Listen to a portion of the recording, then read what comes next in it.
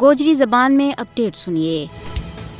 بھارت کے زیر تسلط جموں کشمیر دنیا کو وہ واحد علاقہ ہے جت نہ صرف صافیانہ اپنی پیشہ ورانہ ذمہ داریاں ماں ہراسانی، پوچھ پرتیت، جھوٹا کیساں اور تشدد کو سامنا کرنا پی رہا ہے، بلکہ عام لوکاں نہ بھی مودی حکومت کی طرفوں سینسرشپ کو سامنا ہے۔ 5 اگست 2019 میں مودی حکومت کی طرفوں کشمیر کی خصوصی حیثیت نہ منسوخ کرنے کا فیصلہ تو بعد کشمیر میں سینسرشپ ایک نئی بلندی نہ پہنچ گئی ہے۔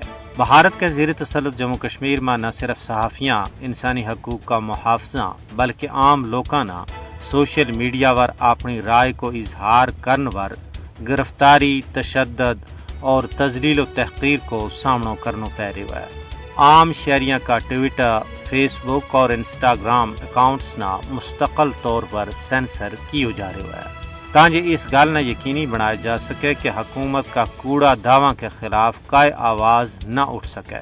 کشمیریوں کا سیل فون ٹیپ کیا جا رہے ہیں اور ہر بندہ کی سرگرمیاں پر بھارتی خفیہ ایجنسیاں کی کڑی نظر ہے۔ مقبوضہ ریاست جموں کشمیر کا مرکزی دھارا کا میڈیا نہ زمینی حقائق نہ بیان کرنے کی کوئی اجازت نہیں ہے۔ تجزیہ نگاراں کو کہنا ہے کہ لوگوں کی جائز سیاسی آواز نہ قومی سلامتی کی آڑ میں چپ کروایا جا رہا ہے۔ مقبوضہ ریاست جموں کشمیر میں سینسرشپ کا نواں ظالمانہ نظام کو مقصد ہی کشمیریاں نہ جنو ٹیکن اور انہوں نے بھارتی پالیسیاں پر آمادہ کرنا ہے، لیکن کشمیر کی سیاسی صورتحال پر ڈونگی نظر رکھنے والا ماہرین کو کہنا ہے کہ بھارت سینسرشپ لا کے کشمیر میں اپنا سیاہ کرتوتاں نہ کسی بھی صورت میں اولے نہیں رکھ سکتا ہے، کیونکہ سچ کدے بھی کوڑ کا پردہ میں چھپائے نہیں جا سکتا۔